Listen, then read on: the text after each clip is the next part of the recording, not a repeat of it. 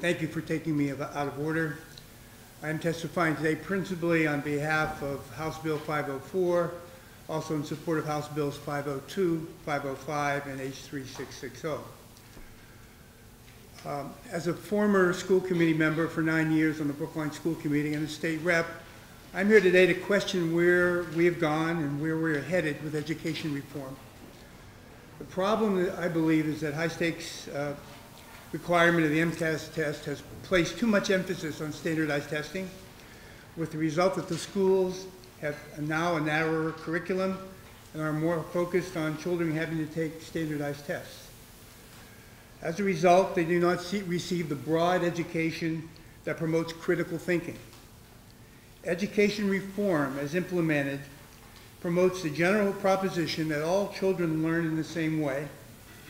This legislation, House Bill 504, would end the use of a single test to determine whether students will graduate from high school. There is no standardized test that can determine whether a child is a good learner or will be a successful college student, because analyzing those skills is very complicated. There's not only one correct way of learning and answering, but that is what the use of high-stakes test presumes. For instance, a critic can watch a movie and get an entirely different message from a movie than another critic. A child can read a book and get a different message than another child. There is not only one answer. Learning comes from having these children communicate their views, defend them, listen to others, and learn from that process. The same is true of math and science.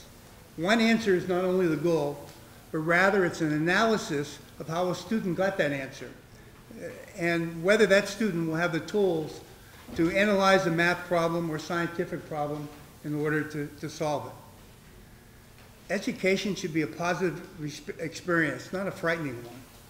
When a student fails the MCAS test, they cannot get a degree, they cannot attend state colleges, and cannot receive a state scholarship. In other words, their lives are harmed. No wonder so many children are frightened about passing MCAS. Why are we punishing children despite the fact that they go to every class and meet all of the local schools' requirements? We must also ask, why is there an achievement gap in testing? Children with families who have higher incomes, higher educational backgrounds, and who speak English as a first language all do better on standardized tests. The introduction of high-stakes testing was supposed to narrow this achievement gap. You will hear from others today that recent studies show that it has not done so and will not do so. Teachers who are trained and work with children every day are best able to determine whether a child has the necessary skills to succeed and become a productive citizen. These teachers are now under tremendous pressure to teach these students how to take a mostly multiple choice test. Teachers should be teaching critical thinking, and the state should be focusing on smaller class size, up-to-date textbooks, quality libraries, and quality teaching. In short, we should support a rich and varied curriculum, even though the initial cost is higher. Massachusetts has a highly skilled workforce and a highly educated population.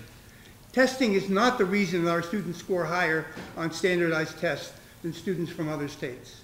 In fact, those test score results were reflective of our excellence long before our emphasis on high-stakes testing.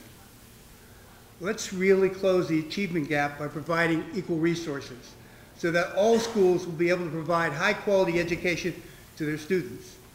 That will truly be education reform. Thank you. Any questions? I'll be glad to answer. Any questions by members of the